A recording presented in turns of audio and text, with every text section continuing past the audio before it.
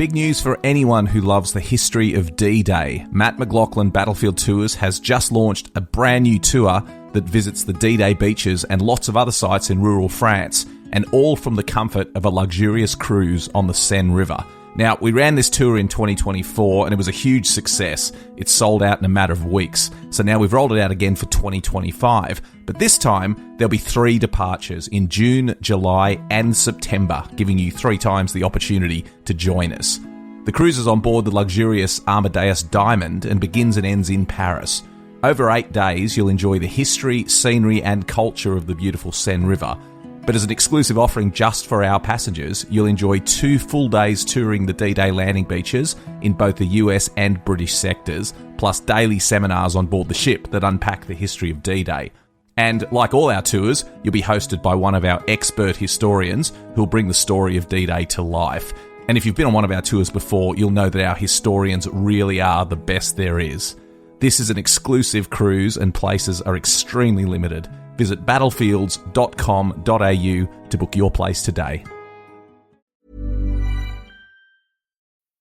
When it comes to weight loss, no 2 people are the same. That's why Noom builds personalized plans based on your unique psychology and biology. Take Brittany. After years of unsustainable diets, Noom helped her lose 20 pounds and keep it off. I was definitely in a yo-yo cycle for years of just losing weight, gaining weight, and it was exhausting.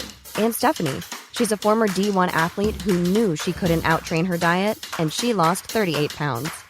My relationship to food before Noom was never consistent. And Evan, he can't stand salads, but he still lost 50 pounds with Noom. I never really was a salad guy. That's just not who I am. Even through the pickiness, Noom taught me that building better habits builds a healthier lifestyle. I'm not doing this to get to a number. I'm doing this to feel better. Get your personalized plan today at Noom.com. Real Noom users compensated to provide their story. In 4 weeks, the typical Noom user can expect to lose 1 to 2 pounds per week. Individual results may vary. It took a lifetime to find the person you want to marry. Finding the perfect engagement ring is a lot easier. At BlueNile.com, you can find or design the ring you've always dreamed of with help from Blue Nile's jewelry experts who are on hand 24/7 to answer questions. And the ease and convenience of shopping online. For a limited time, get $50 off your purchase of $500 or more with code LISTEN at BlueNile.com. That's $50 off with code LISTEN at BlueNile.com. A Living History production. I'm Peter Hart. And I'm Gary Bain. And together we're Pete and Gary's Military History Podcast.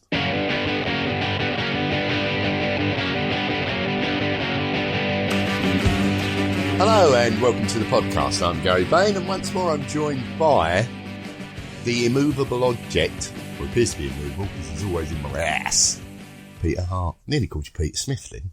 Peter Smith's lovely. Yeah, well, he's never been to my ass. You'd think not, but he's Now, a Royal Marine, he could have snuck in. Before we start, I'd just like to say that if you are enjoying the podcast, and apparently there's 1 or 2 people that do. Yeah, there was 3 last time I heard. You might be interested to know that we are now launching our new book, Laugh or Cry, the British Soldier on the Western Front, 1914-1918, by holding a conference in East Finchley at the Constitutional Club. And details are on social media. Yeah, it's on the 11th of November and we'll have special guests, really special guests. Richard Van Emden will be talking, as will Taff Gillingham, and Alex Churchill will be the compere. And I'm sure bringing a touch of light humour to proceed. And us. Oh, yeah, and us. Normally it's you that forgets us.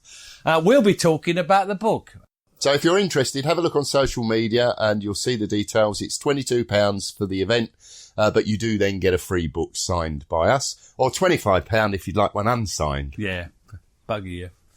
Right, so today then, Pete. What are we doing today, Gary? It's the Battle of Amiens, which was the 8th of August 1918, so a bit of a shift for us. Yeah, and before we start, we want to make it quite clear that we are well aware that the Battle of Amiens, although to the British, incredibly important. It is not the be-all and end-all of what's going on the Western Front. The French had already taken a massive first step with the Second Battle of the Marne.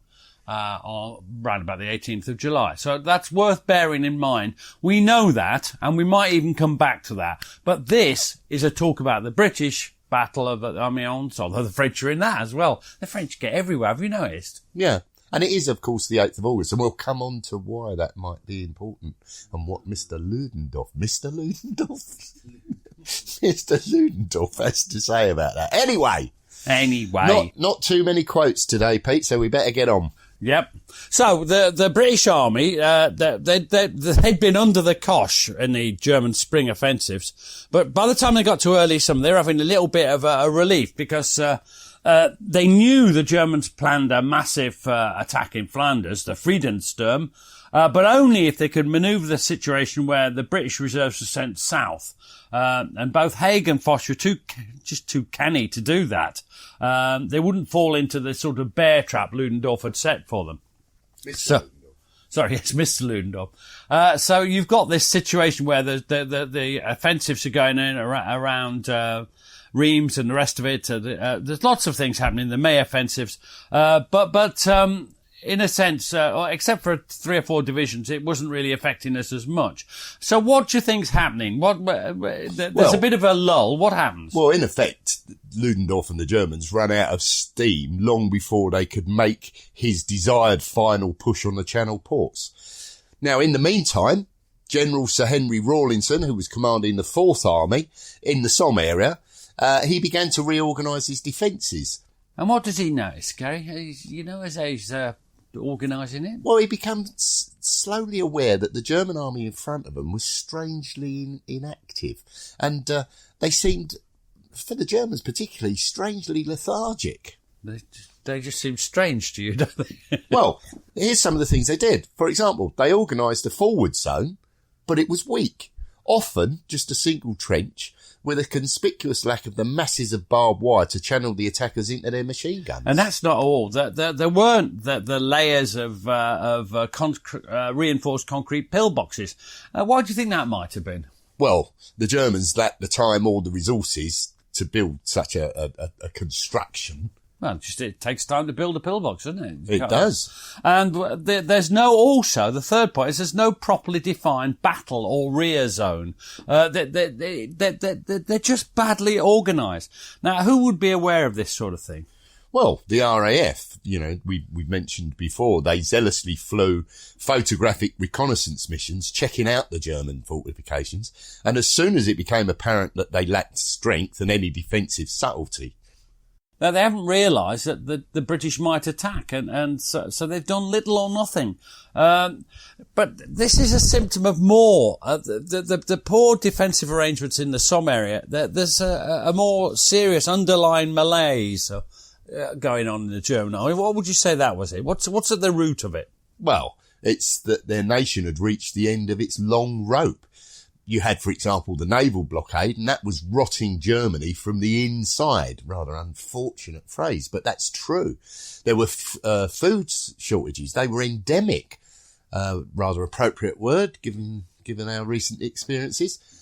The raw materials of industry, they'd all but run out. Yeah, but that's not all. The raw material of the army, young men, they're in dreadfully short supply. And the Germans had already called up for training boys born in 1899.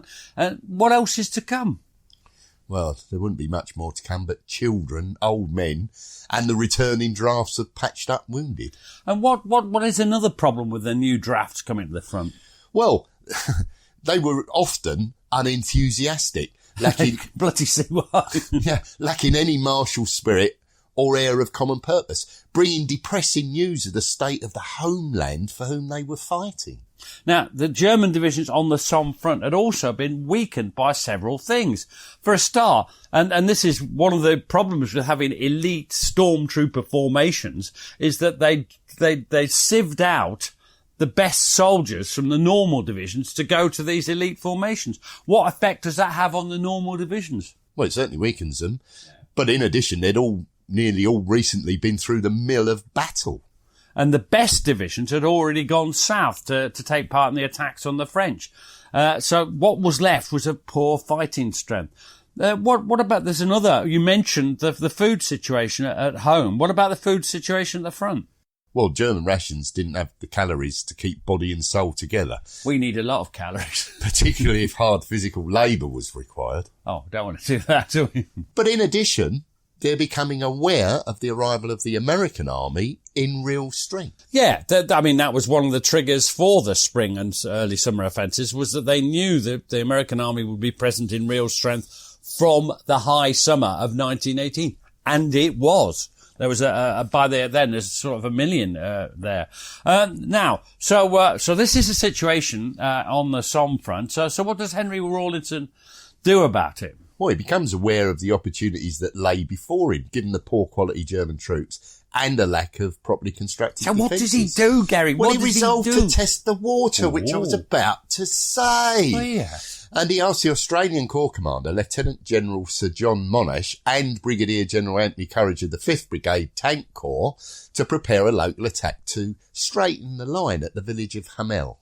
Now, these plans are quite controversial to in some ways, because they're often erroneously held to be the blueprint for the all-arms battle that's the culmination of British offensive tactics that were developed in the Great War. But it's nothing really to do with Monash, is it? He's or even Courage. What is it? What does the all-arms battle represent? Well, in fact, this was part of a gigantic effort spearheaded by GHQ and the Stationary Service pamphlets. SS pamphlets. that summed up established best practice. Rawlinson himself in June 1918 expressed the belief that firepower would have to replace manpower as a dominant consideration in preparing attack. And this is what General Sir Henry Rawlinson of Headquarters 4th Army says. All possible mechanical devices in order to increase the offensive power of our divisions. The only two directions in which such developments can reasonably be expected are 1, the increase of machine guns, Lewis guns and automatic rifles, and 2, the increase of numbers and functions of tanks. So he's completely grasped the mechanical war is coming upon them. Yeah, but the remarks are also being made against a background of a serious manpower shortage. The British Army was a shrinking force. Well, even though they'd at last sent replacement divisions and drafts to the Western Front, gathering them up from home, the draft, but also sending them in from Palestine, Mesopotamia, all over the place. But there was still a shrinkage in the size of units because of the terrible casualties in the spring offensives. So what did Monash and Courage, what sort of a plan did they come up with? Well, the plan that they produced in accordance with the new tactics had no preliminary bombardment, as the guns would be pre-calibrated and then they'd shoot from the map, just as they'd done at Cambrai in November 1917. So then a thunderous barrage, especially by the heavy artillery, would crash down on all the previously identified German artillery batteries, strong points, headquarters, communication centres, and at the same time, something crucial. What would that be? The tanks and infantry would go over the top, and they'd be preceded by a creeping barrage of 60% shrapnel, 30% high explosive, and 10% smoke shells to suppress the fire of any surviving German machine gunners who would be lurking in the shell holes. Blimey. In addition, there'd be further barrages of 4.5 and 6-inch howitzers falling on the designated strong points. So this was how the Battle of Hamel commenced at 03:10 on the 4th of July, 1918. And how did it go? Well, it was an outstanding success. The German troops in the area were swept aside. The British heavy artillery effectively silenced the German guns. The field artillery's creeping barrage chaperoned the advancing infantry and tanks right up to and over the German defences. The marauding tanks and infantry dealt with any pockets of resistance. So the village of Hamel, it's captured, and there was an overall advance of 2,000 yards. That's pretty good, isn't it? The demoralised Germans, they surrender en masse. And what happened to those that didn't? Well, those that didn't are mostly killed or wounded. Allied casualties numbered around about 1,000. the Germans lost the best part of 2,500. That's not bad odds in an attritional battle such as a Great War by any standards. Now, so how did Hamel react? How did it? What impact did it have? How did Rawlinson think it had gone? Well, it certainly further encouraged him. The British lines were still far too close to the strategically significant railway centre at Amiens. Oh, you mean? Oh, I see what you mean. What? They were only just in front of it, so if the Germans got any further, they could take it. So they wanted some room to clear it away. Yeah, there was a long-standing desire for a counter-attack to clear the Germans back. Now, the Australians, they continued their policy of regular raids on the German lines, and it was apparent that the Germans had still failed to address the issue of a proper defensive system. Now, Rawlinson's plans very quickly, but in his accordance with the overall doctrine, isn't it? And Rawlinson submits his plans to Haig on the 17th of July, 1918. That's only 2 weeks later. And when you think of how long these things take. So what was the overall outline of the plans? Well, the Fourth Army would attack in 3 stages. What are they? The first would overrun the German frontline system to a distance of about 2,500 yards at most. Now, the second would be carried out by fresh divisions, leapfrogging to seize a further 3,000 yards. That's 5,500 in total. Well done. Maths with Pete and Gary. Third stage? Well, after a brief pause, it entailed them pushing forward to capture the old outer Amiens defence line running through Preuilles. And then consolidation to hold the new front and any exposed flanks. Of course, if you push forward, you've got open flanks. So Haig accepts this plan, but somebody doesn't. And it's time to point out that by this time we had an Allied Supreme Commander. Who was that, Gary? Who was it? Well, General Ferdinand Foch, and he didn't accept as Allied Supreme Commander. He intervened to enlarge the general scope of the operation by including a simultaneous offensive by General Marie Debonnay's French First Army, which was to the immediate south, and they were placed under Haig's command for the duration of the attack. So this is Allied High Command working together in harmony here. So the attack was, now this attack, let's get that, it's to be made by the same Fourth Army under the same General, Rawlinson, as had, when had they done this before? What date? When? I think it's just in the same place. Well, they'd conspicuously failed on the 1st of July 1916. But really, Pete, it's the same army in name only. And to be fair, it's not quite the same place. It's a generic Somme, but it's south of it. So, yeah. Now, there's one big feature of that. So, you know, if you do a quiz, which is the biggest tank battle of the war, everyone will say, oh, Cambrai. It's not, is it, Gary? No, this was going to be the biggest tank battle of the war, employing 324 heavy tanks, 96 light Whippet tanks, and 120 supply tanks. Now, they'd worked out simple tank tactics. You know, one would go over and turn left, one would go over and turn right. There, you know, all this usual thing. But what's one of the big problems with tanks working with infantry? Well, communication problems. They dogged the tanks at every level. It was difficult for the crew to hear each other inside the excessively noisy tanks. So never mind communicating outside the tank, it's difficult inside the tank. No, they couldn't effectively communicate with nearby tanks or infantry when in battle. And they could not maintain any kind of contact with the supporting artillery or the generals behind their lines. Yeah, so they're a blunt edge weapon, aren't they? Yeah, but their purpose was really clear. What? Well, firstly, they'd flatten any barbed wire defences. So that's why you don't have to have the long preliminary barrage. Then they were to root out and destroy any machine gun post or stronghold that was holding up the infantry.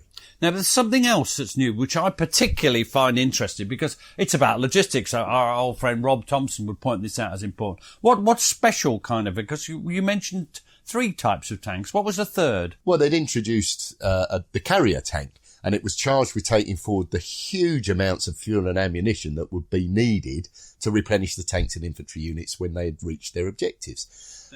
Loading these machines was a tricky matter, for each was to carry 400 gallons of fuel, 20,000 rounds of small ammunition, and 200 rounds of 6-pounder shells. It'd be a good target as well. God, could you imagine? Yeah, if something hit it. What about, so that's the tanks. What about the artillery? By the summer of 19, where are we with the artillery? Well, by then, they had a complete theoretical and practical grip on the science of gunnery. Their contribution would be utterly crucial to any chances of real success. So what have we got? We've got no preliminary bombardment from all the batteries at Rawlinson and 4th Army at Amiens. They did not have to destroy the German trenches before a successful attack would have to be. So they don't have to destroy them. What am I talking about? What do they have to do? Well, the main, if not the only criteria, was that the defenders' artillery and machine guns had to be suppressed. Now, suppression means that they had to be stopped from firing, which could be done in many ways. Yeah, one is destroyed. One is to destroy them, but others are to, what's the best way of doing it? What have they worked out was the best way? Well, at the moment of the attack, a veritable torrent of gas shells and high explosives would descend onto the German artillery batteries, preventing them from firing. So, gas in particular, you have to put your gas mask on, which means you can't hear, can't think. You would use the phrase embuggerment. I would. They would be embuggered. Yeah, and any vigorous physical activity would be difficult. And actually, the levels of gas would sometimes swamp the masks. So let's talk about the creeping barrage. These are not just one-liner shells now, they're complex. No, and they, at the same time, they would creep across no man's land with the attacking infantry, keeping as close to it as they dared. In fact, many preferred to accept the risk of being hit by their own shells to the chance of letting the German machine gunners emerge from their dugouts before they'd been overrun. Well, I could see that, because you might have one or two casualties from shells, but if the machine gunners get up before you've got to them, they're going to cut you to ribbons. So I suppose we'd learnt all this from these stormtroopers and the German spring offensives. I suppose because we British can only copy, can't we? No. They'd had their own superior techniques dating way back to 1917. Yeah, and you know something, if we'd copied anyone, we'd copied the French. Yeah, the artillery preparations, they're enormous. The surveyors had given them the accurate maps they needed of the Somme battlefield. So they could That's crucial. So they could shoot by the map. That allows the bombardment to just open up. But that's not all. The guns have to be carefully moved up and no one must see them, and camouflage. What else do guns need? Huge quantities of ammunition. More than 3? More than 3. And every gun had recently been tested and adjusted on the Army calibration range. So when they opened up, they'd hit what they were aiming at, and they wouldn't have to range in. Right. No, and all the gun sites, they'd test them again on the night before 0 hour. And what about the science of gunnery? What else had they learned? Well, and again, I seem to recall us talking about this previously, and why it was so important. The meteorological section would supply the data that would allow the gunners to adjust for changes in pressure, temperature, and wind strength. All of which affect the flight of a shell and where it lands. Well. Meanwhile, every German artillery battery was being located. It wasn't a quick process, was it? So who was doing most of that? Well, the RAF flew innumerable photo reconnaissance missions, which, along with the sound ranging and flash spotting teams, identified most of the German batteries. How many? Well, this is really impressive. 504 of the 530 German guns in the area of operations were correctly identified. What percentage terms would that be, Gary? 95%. It's just what it I says. hope it is now. It's just what it says in these notes. Yes. Now, the German artillery, they'd be almost completely neutralised when the battle opened. So what sort of level of guns are we deploying? Well, in the end, the Royal Artillery deployed a total of 1,386 field guns and howitzers, with 684 heavy artillery pieces. Now, the field artillery would have 500 to 600 shells per gun. The heavier pieces, 400 shells per gun. There's plenty here, not only to saturate the German batteries, but also to provide a truly staggering creeping barrage running in front of the infantry. In some ways, it's all become a bit scientific. In what am I thinking here? Well, you're referring to the number of guns needed to neutralise a given number of batteries or frontage of trench, which had been reduced to a mathematical formula, and the required guns moved up ready for action. It may not have been romantic or heroic, but it was war, and the Royal Artillery was ready for war. Now, the RAF, now we've mentioned the RAF a couple of times. People must say, what happened to that lovely old Royal Flying Corps? Well, on the 1st of April 1918, it became, with the Royal Naval Air Service, the RAF. Now, what were they doing? What was their role in the All Arms Battle? Because they have they're the newest service, but they really have a big job. Yeah, they're brought right into the heart of the All Arms Battle. The RAF have got to carry out its own reconnaissance work, whilst at the same time, its scouts have got to prevent the German reconnaissance aircraft from penetrating the British rear. Nothing worse than your rear being penetrated unexpectedly. Now, on the day itself, this is the positive nature of things now. They would attack every German airfield and try and neutralise, suppress, if you like, the German Air Force. When the actual assault started on the ground, what would the RAF have to do then? Well, they'd then have to fly contact patrols, monitoring the progress of the infantry, drawing attention to hold-ups and bringing down deadly concentrations of extra artillery fire wherever required. That's a sort of zone call thing. That would be, say, a battery or a German counterattack. Wow. What would the scout squadrons be doing? They're less important, but they've still got a big role, haven't they? Yeah, they've got to deal with any German aircraft appearing over the front. And also, they engaged in low-level ground strafing along the line and back along the lines of communication. Bombers? Well, this is less important, but what do bombers do? It's early days for bombers, It's early days, but they're trying to destroy the railway lines that would channel in the German reserves to cut off the battlefield from any reinforcements, at least in the short term. Now, there's a posh military term for that sort of operation. Can you remember what it is? Embuggerment. Interdiction. It's got dicks in it. Embuggerment. Oh, God. Moving on. By the late summer of 1918, the Allies were now so strong that they could amass a huge aerial armada over the Somme without unduly, or at least obviously, weakening of their strength elsewhere along the line. So how many? What are we talking about? Well, the RAF amassed no less than 800 Army cooperation aircraft, scouts, day bombers, night bombers, and long-range reconnaissance aircraft for the battle. That's not all. There's somebody else involved. Who's that? Because the French are involved as well. How many have they got there? Well, the French added a further 1,104 aircraft, which makes a combined total of 1,904 Allied aircraft. The Germans, they had a mere 365 aircraft immediately available. That's around 1,600 less. That's a hell of a bloody difference, isn't it? One a day. Now, does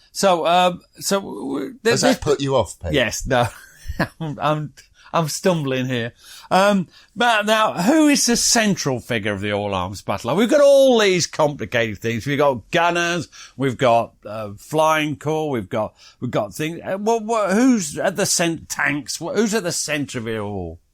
We've got things, yes. The infantry.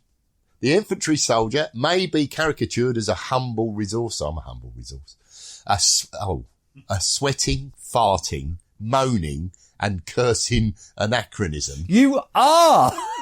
In the mechanical war, but they still utterly irreplaceable in 1918, or indeed any time since. Now, this is the phrase I'm just writing a book on the infantry in the Second World War. It's to be called foot sluggers. And you put the phrase which I put in, boots on the ground. It's the same then, now, and I suspect it always will be. Yeah. What do the infantry have to do? Why do we talk about boots on the ground? Well, they're the ones that have got to capture, occupy and retain the objective. The infantry of 1914, they'd have been recognised by Napoleon or Wellington. But those of 1918, they're a completely different beast. Well, let's have a break while we think about the sweating, farting, moaning, complaining Gary. So we'll have a short break to consider that while we perhaps have an advert. Hey, Gary? Selling a little or a lot? Shopify helps you do your thing however you cha-ching. Shopify is the global commerce platform that helps you sell at every stage of your business. From the launch your online shop stage to the first real-life store stage, all the way to the did we just hit a million orders stage. Shopify is there to help you grow. Shopify helps you turn browsers into buyers with the internet's best converting checkout. 36% better on average compared to other leading commerce platforms. Because businesses that grow, grow with Shopify. Get a $1 per month trial period at shopify.com/work. Shopify.com/work. Ryan Reynolds here from Mint Mobile. You know, one of the perks about having 4 kids that you know about is actually getting a direct line to the big man up north. And this year, he wants you to know the best gift that you can give someone is the gift of Mint Mobile's unlimited wireless for $15 a month. Now, you don't even need to wrap it. Give it a try at mintmobile.com/switch. $45 upfront payment required, equivalent to $15 per month. New customers on first 3-month plan only. Taxes and fees extra. Speed slower above 40 gigabytes on unlimited. See mintmobile.com for details. Oh my God, it's the coolest thing ever. Hey guys, have you heard of Goldbelly? Well, check this out. It's this amazing site where they ship the most iconic famous foods from restaurants across the country anywhere nationwide. I've never found a more perfect gift than food. They ship Chicago deep dish pizza, New York bagels, Maine lobster rolls, and even Ina Garten's famous cakes. Seriously. So if you're looking for a gift for the food lover in your life, head to goldbelly.com and get 20% off your first order with promo code GIFT. Hey, it's Mark Marin from WTF here to let you know that this podcast is brought to you by Progressive Insurance. And I'm sure the reason you're listening to this podcast right now is because you chose it. Well, choose Progressive's Name Your Price tool, and you could find insurance options that fit your budget, so you can pick the best one for your situation. Who doesn't like choice? Try it at Progressive.com. And now, some legal info. Progressive Casualty Insurance Company and Affiliates. Price and coverage match limited by state law. Not available in all states.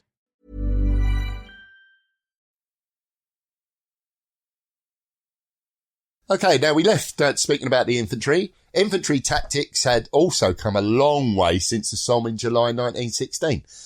Gone were the long lines of infantry plodding forwards to endure unsuppressed German machine gun and artillery fire. Yeah, now we had, instead, in front, they'd have advanced scouts pushed ahead some 150 yards ahead of the main line. Line's the wrong term, but the main body of infantry. They're working closely with the tanks who are just behind the creeping barrage. These men, to use a hunting, shooting and fishing analogy, I'd say these men were acting as beaters, identifying possible surviving German machine gun posts, pointing them out where possible to the tanks so they could destroy them. Now, what comes behind this? Let's call it a screen. What comes behind it? Well, behind that would be the main body of the battalion. Are they in a big line? Attacking on a 2-company front with the men strung out in worms of 6 to 8 men moving forward in single file between 30 and 60 yards between worms. Now, this was designed to minimise the effects of being caught in the open by either machine gun or artillery fire. Sounds quite modern. Yeah, it is quite modern. Now, behind the leading battalions, the supporting battalion would advance in artillery formation of platoons in fire. What would they be carrying? Well, this really is a change. The troops are going to be carrying the bare minimum of equipment required. The battalion was no longer the fighting unit. This had dropped to the company, the platoon, and was now the section. What were they armed with? This is the big change from 1914. Well, no, they're still armed with the 303 Lee Enfield rifle. Fine rifle. There are also now numerous Lewis gunners to provide concentrated support fire, Stokes mortars and rifle brigades to rifle grenades to mimic artillery fire, and hand grenades for clearing out enclosed spaces. In the last resort, or more frequently if the enemy had actually already surrendered, then they had their trusty bayonet. Now, they were trained in a flexible combination of these various weapons at their hand. They whatever happened, they'd work to overcome obstacles that just flummoxed their 1916 counterparts. But in addition, when real problems arose, they then had access to support.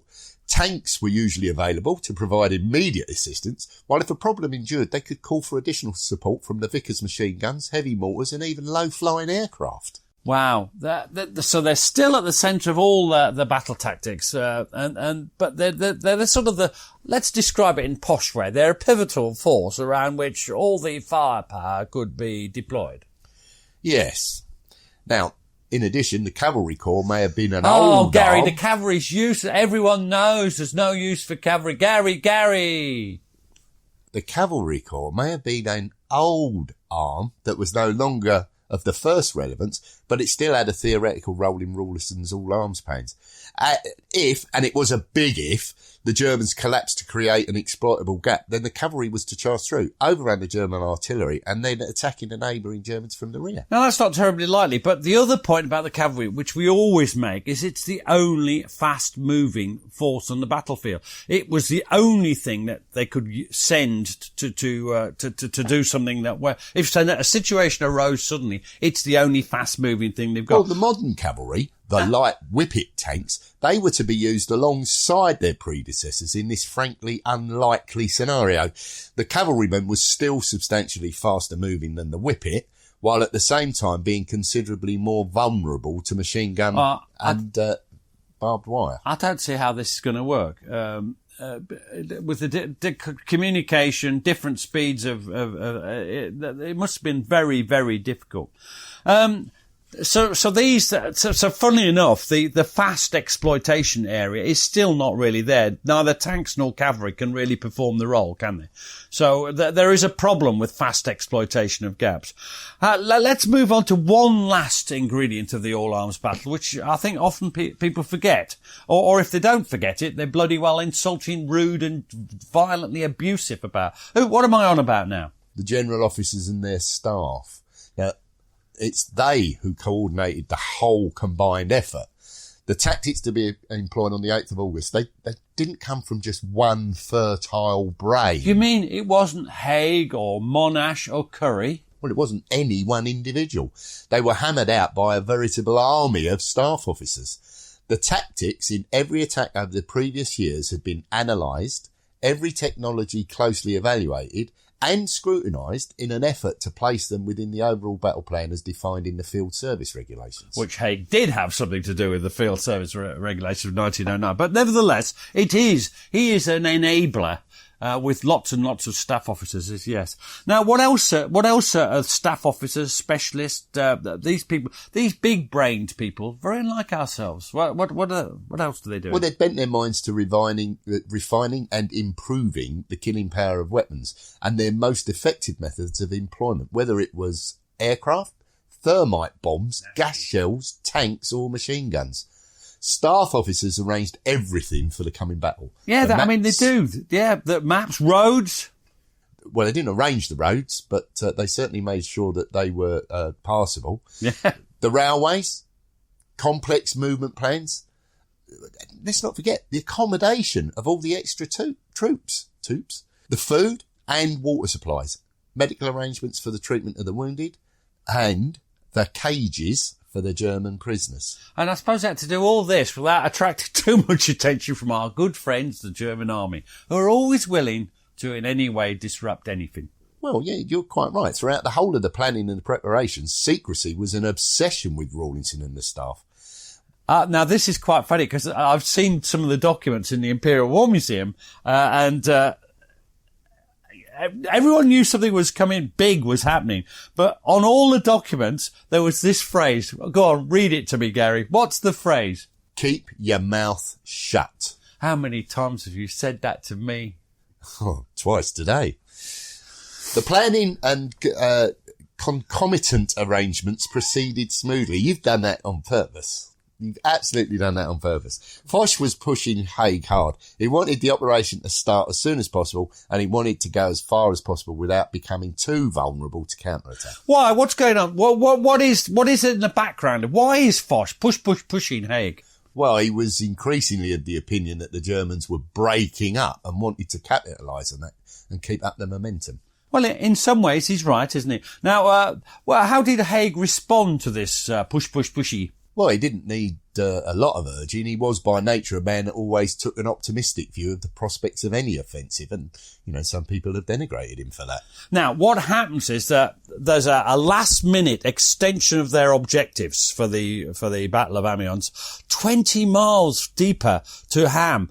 Does this really affect the planning process? No, not at all. The only real impact would be that if progress to the distant objectives stalled, then the battle could degenerate in its later stages into an attritional stalemate as the Germans brought up their reserves and consolidated their front. We'll come back to this because this is a key point of the late stage of the battle.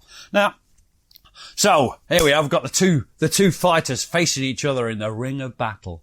Yeah, and on paper, the two sides facing each other in the Battle of Amiens were of a relatively equal strength, as far as a simplistic count of the immediately available divisions was concerned. 1, 2, 3. But one division isn't like another division. What's the difference? Well, yet for all the manpower problems endemic amongst the British divisions, the German divisions were in a far more parlous state, many being reduced to between 3,000 to 4,000 men. It comes down to, in the end, and I'm slightly dubious about some of these figures, there's a basic superiority of 3 to 1. 3 to 2. 3 to 2. Sorry. I meant 3 to 2. See how I was doubtful about the figure before? Yeah. 3 to 2 over the Germans. That's not exactly convincing. I can remember another battle when there was a massive British superiority in numbers. You mean like July the 1st, 1916? Yeah. So it's a bit. So there's still plenty to worry about. Who is going to carry out this attack? Who's going to do it? Well, it would be a combination of French, Canadian, Australian and British troops. I just want to make it quite clear, with the exception of the French, all the rest of those are part of the British Army. Because some people seem to think that they're not, but they are. You mean the French aren't part of the British Army? The French are definitely not part of it, although we'd like them to be. On the right, there was the French First Army who deployed their 9th and the 21st Corps, although General Debenay had ordered his men to delay going over the top for 45 minutes after their British neighbours. And even then, they were only to push on if the British were successful. That's quite interesting. It strikes me there's a discernible lack of confidence amongst the French generals. This is despite the urging they're getting from the impatient Foch. Yes, so remember, Foch is French as well. This is what, but he's sort of going, but they're not. They're in essence, because they're going in echelon, if you like, on the right, they're almost a flank guard covering the right of the advancing Fourth Army. But that's a valuable role in itself. And as the battle goes on, they get more and more involved. So who's on the right of the British Fourth Army? Well, the right was made up of the magnificent Canadian Corps, which was commanded by Lieutenant General Sir Arthur Currie. And they were attacking on the front between the Roye-Amiens Road and the Villers-Chans Railway. Now, they'd had a bad time in the closing stages of the Third Battle of Ypres, but they were the ones who finally captured Passchendaele Ridge. But since then, how had Haig handled the Canadians? Well, he'd been very careful about that, and he was determined to retain them as a strike formation. Now, who's next in line to their left or north of them?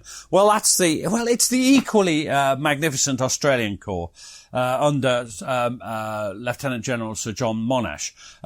Now, where are they attacking? You get the chance to say Chaulnes again. Yeah, they're attacking between the Villers-Chans Railway and the Somme River.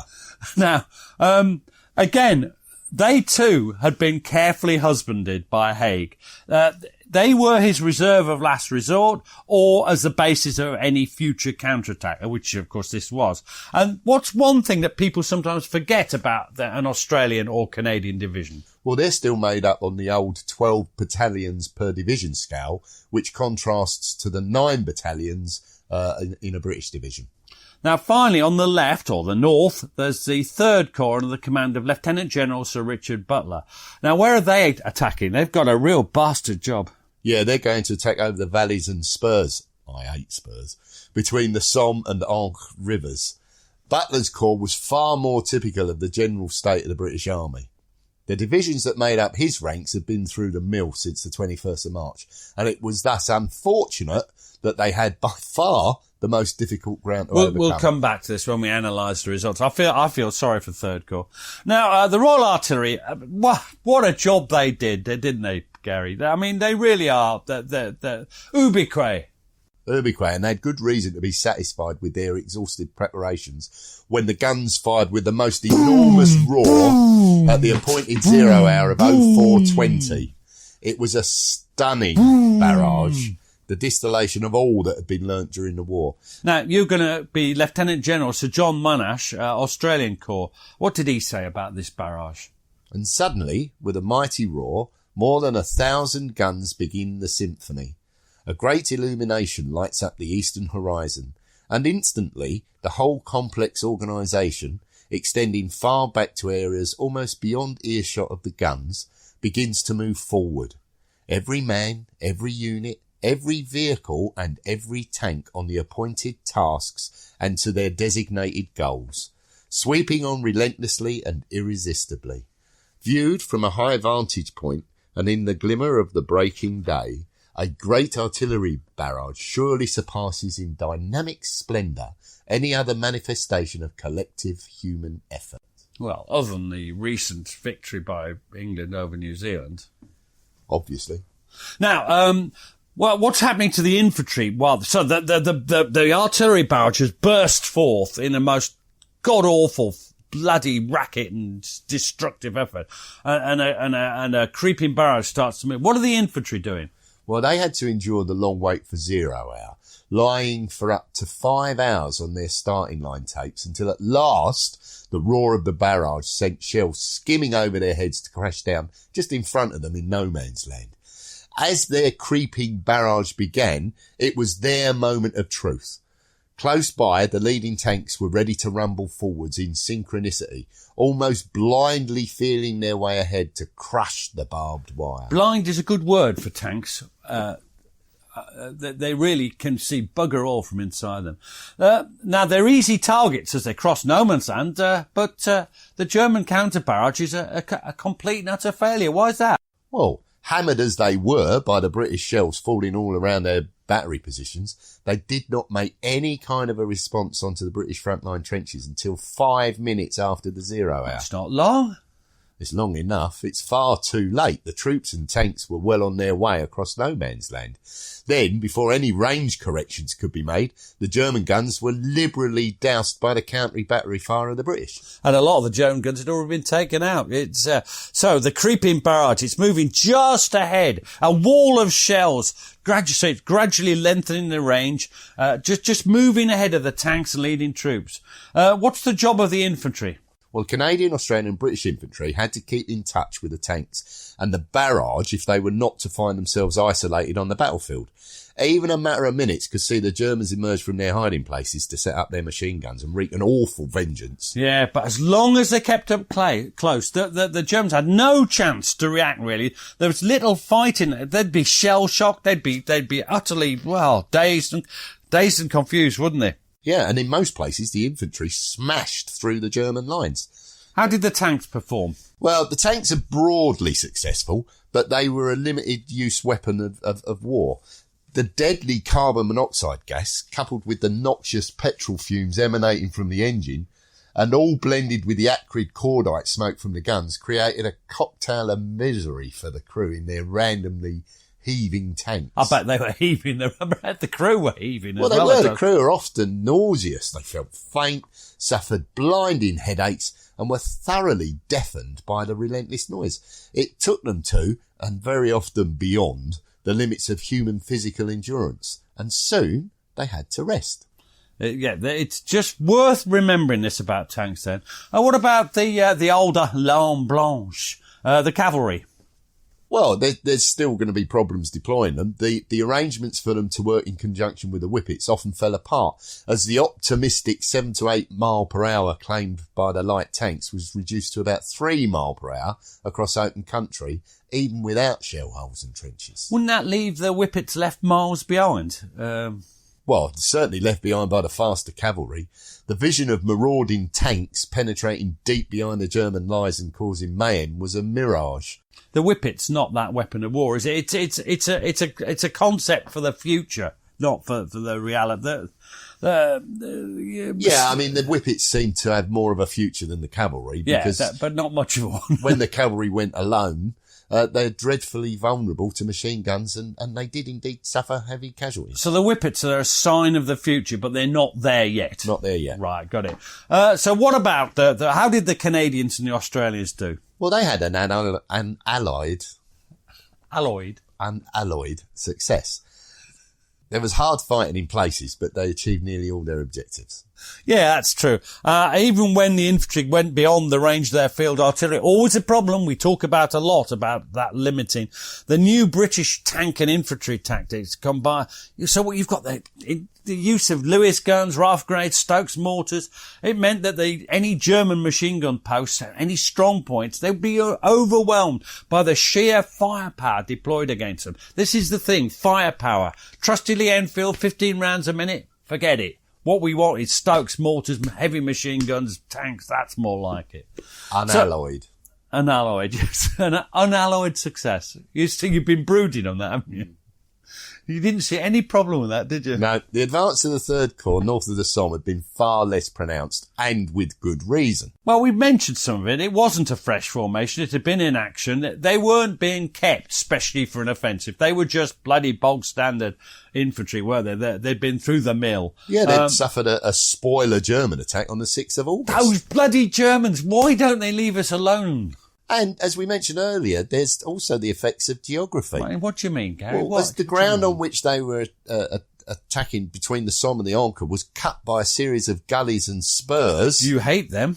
Which were most helpful to the defence. Thus, it was not terribly surprising that they were held up on their first objectives. They do, in the end, manage to make an advance of 2,500 yards. Miles? 2,500 miles? That's British lads. They've excelled themselves. 2,500 yards. Yeah, all right. Now, in previous battles, that might have been regarded as a reasonable achievement. Yeah, but this is in contrast because the Battle of Amiens had been an incredible success. The rest of the Fourth Army, the Canadians and Australians, they managed some 8 miles on a 10-mile front, and the French, who we're not talking about, this is the British battle, they conformed to the south. So what are we talking about on that first day in casualties for the Germans? Well, the Germans had some 27,700 casualties, of which over 15,000 were prisoners of war. Which means they might as well have been dead, not on the human front, but as far as the war's concerned. Yeah, they'd lost over 400 guns as well. Almost irreplaceable. And large numbers of mortars and machine guns. It was a disaster, wasn't it, by any standards? And you mentioned Ludendorff. He sums it up, doesn't he? What did he say? Well, he says, August the 8th was the black day of the German army in the history of this war. And what about the butcher's bill for our lads then? Well, all of this had been achieved at the loss of only... You're going to say something horrendously high, aren't you? 9,000 British casualties and relatively light French casualties. So probably around 3,000 dead. So it's still painful, isn't it? Now, so great success. Everything's going well. Is the future golden now, or are there still problems ahead? No, they still had problems. One worrying feature was the heavy wastage in tanks. The Mark V was not really fit for purpose. No, you mean as an attacking machine that could be used and then thrown into battle day after day after day? No, they broke down with incredible frequency, and if the machine endured, then frequently the half-poisoned crews could not.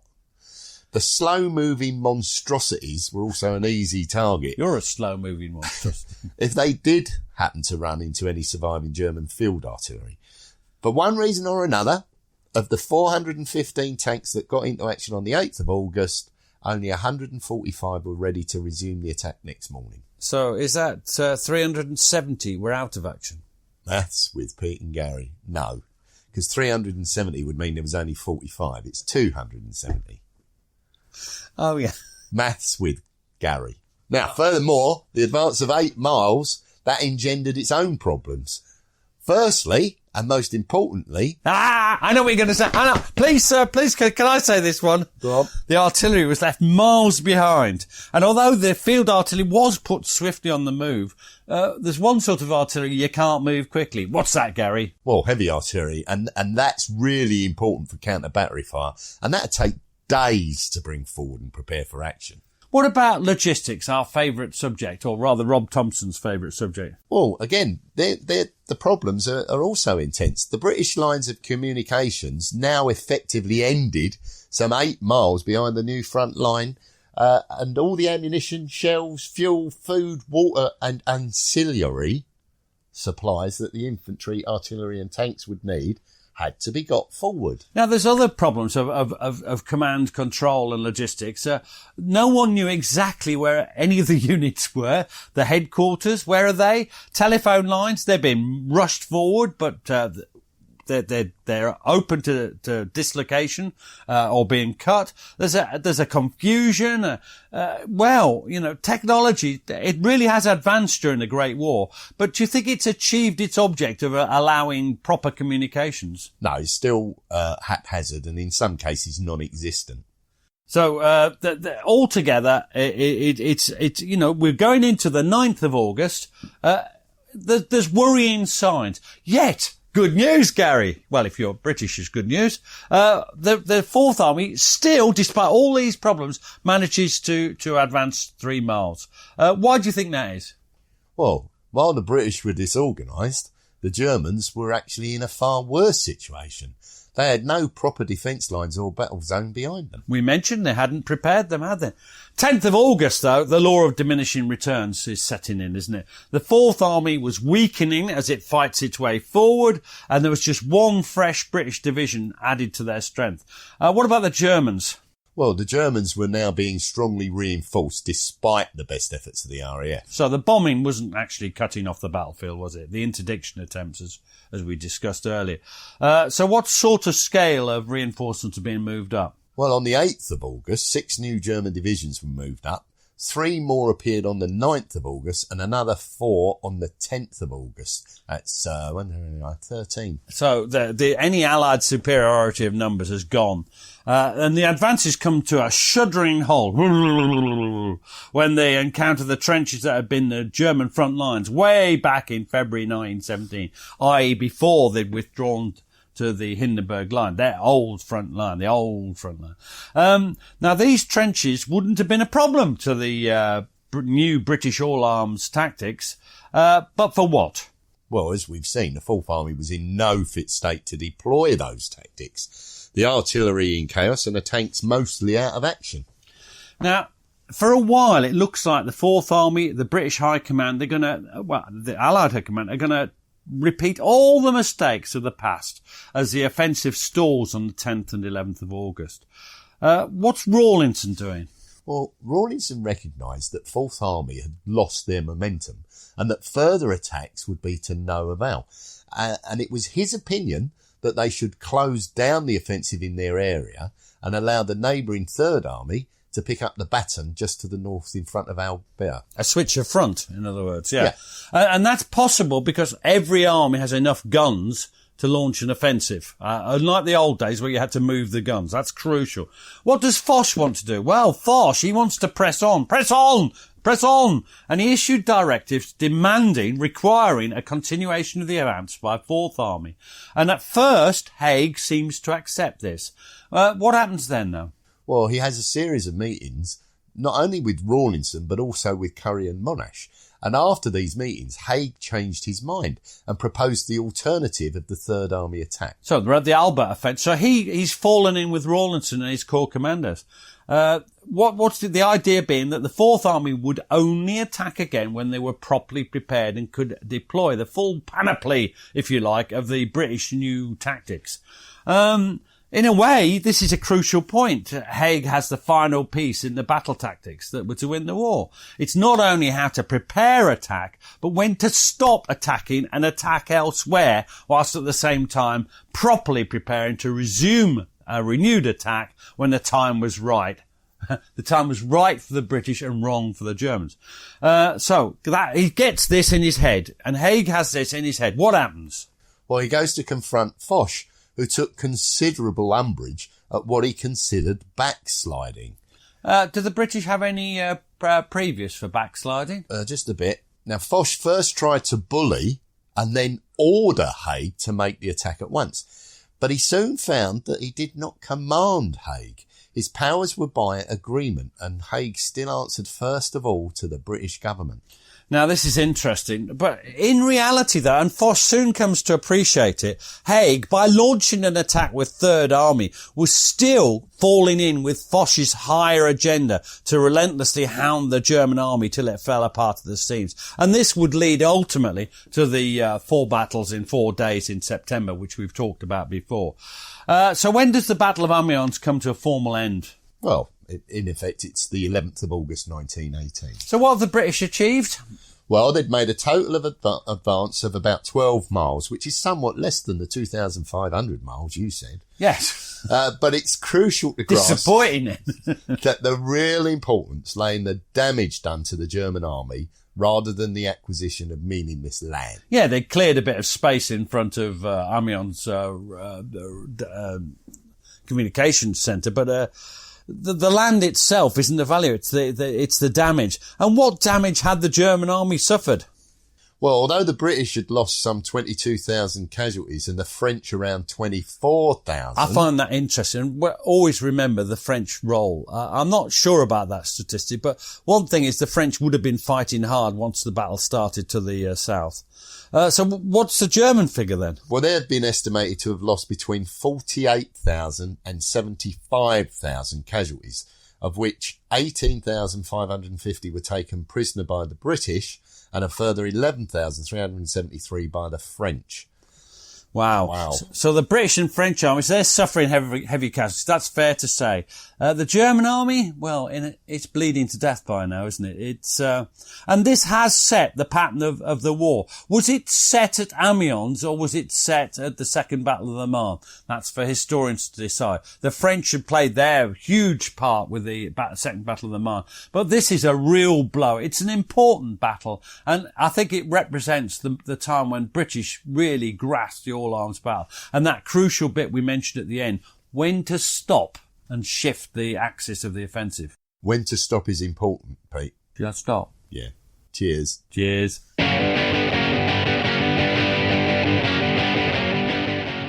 Thanks for listening to the show. Blah, blah, blah. If you'd like to support us, you can now buy us a coffee. Visit www.buymeacoffee.com/PGMH. Or visit www.blah. And we'd be jolly grateful. Cheers. Hey, this is Paige from Giggly Squad, and this episode is brought to you by Nordstrom. It's a season of wonder all the way at Nordstrom. You'll find the best gifts for everyone you love, including tons of ideas under $100 and gift experts to help. Wondering what to wear? They have everything from cozy styles to party-perfect looks, along with free style help from their stylist. Plus, they'll make your shopping easy with services like in-store order pickup, gift wrap options, free shipping, and returns. Discover the wonder of the holidays today in stores and at Nordstrom.com. Hey, guys, have you heard of Goldbelly? It's this amazing site where they ship the most iconic, famous foods from restaurants across the country, anywhere, nationwide. I've never found a more perfect gift than food. They ship Chicago deep dish pizza, New York bagels, Maine lobster rolls, and even Ina Garten's famous cakes. So if you're looking for a gift for the food lover in your life, head to goldbelly.com and get 20% off your first order with promo code GIFT. Every idea starts with a problem. Warby Parker's was simple. Glasses are too expensive. So they set out to change that. By designing glasses in-house and selling directly to customers, they're able to offer prescription eyewear that's expertly crafted and unexpectedly affordable. Warby Parker glasses are made from premium materials like impact-resistant polycarbonate and custom acetate. And they start at just $95, including prescription lenses. Get glasses made from the good stuff. Stop by a Warby Parker store near you. Thanks for listening. Follow us on Twitter and Facebook to learn more about each episode. And if you'd like to support the podcast, you have a couple of options. You can buy us a coffee at buymeacoffee.com/PGMH, or consider subscribing to the podcast for only £2 per month and get ad-free listening and bonus content. You can find links for both on our Facebook and Twitter accounts. Sounds great, doesn't it?